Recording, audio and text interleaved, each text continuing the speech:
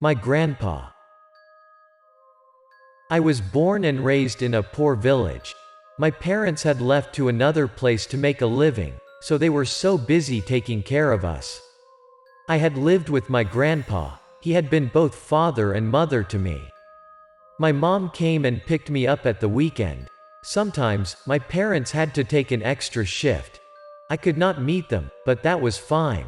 I had my grandpa by my side then. Everything was just like that until I was in 5th grade. At that time, my mom had changed her job to work nearby. So that she could take good care of me every day, she had come to pick me up from my grandpa's place. Time flew by. My study kept me busy enough to lessen a visit to my grandpa, from visit weekly, to monthly and then one in a few months. Then the following semester, my parents and their siblings had been too busy to put food on the table. So they had no time to come to see or take care of my grandpa. He had to live by himself all alone. I heard my parents discussed sending him to a nursing home. Since my high school was very far away from home, so I barely spent time visiting my grandpa. I only saw him once in a blue moon, just a few times a year. I cared for my grandpa and had a few arguments with my parent about how they took care of him. But come to think of it, my parents were very busy and worked very hard to put food on the table. If there were my grandpa here, there would be tons of stuff that my mom had to worry about. My father would get more headaches since my mom always complained about everything. My parents and their siblings had argued a few times about who would take care of my grandpa.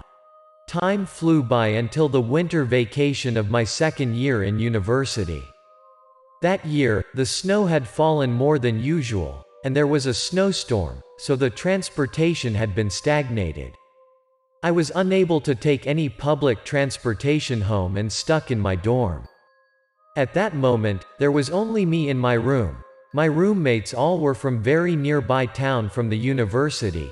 They had arranged and left soon. I was in my room alone, watching the snowstorm.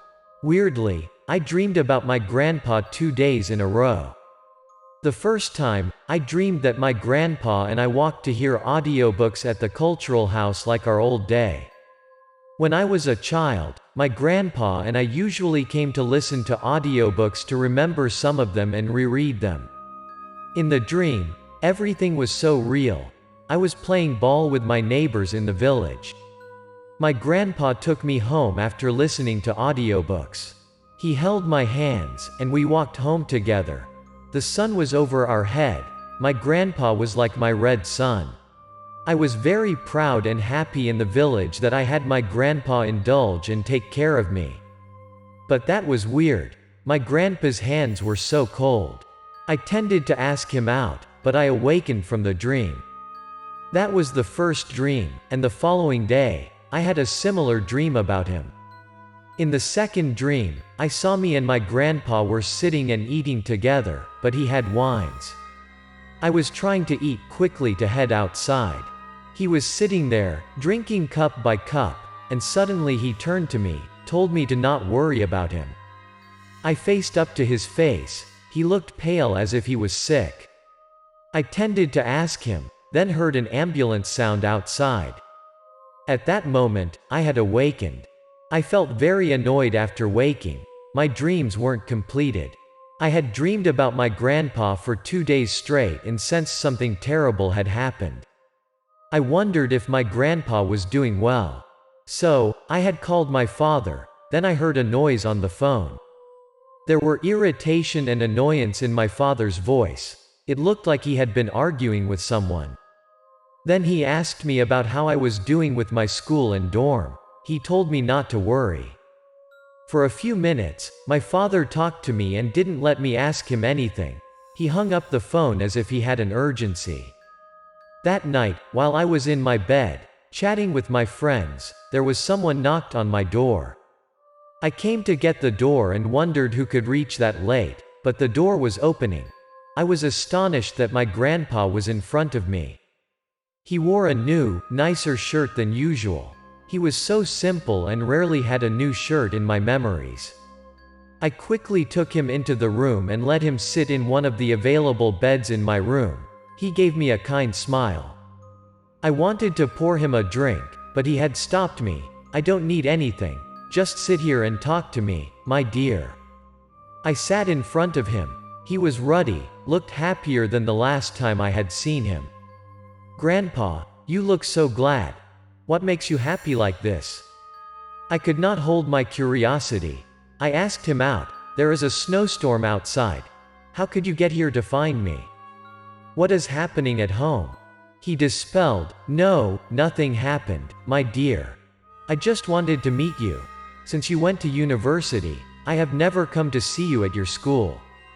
Then my grandfather had asked me about my student life at my university. He also told me about our family. He looked lonely when talking about our family. I could guess the relationship between my grandpa and his kids wasn't good. That was a bit intense. However, he didn't tell me any sad things. All he mentioned was about the good thing. Hearing I could settle well my student life, he stood up afterward. "Time to leave. I gotta go, or I'm gonna be late." I was shocked by his words. I stood up and asked him, "Grandpa, where are you gonna go this late? You could stay over tonight." But he headed out already. He was standing at the doorstep when I finished my question. He turned to me.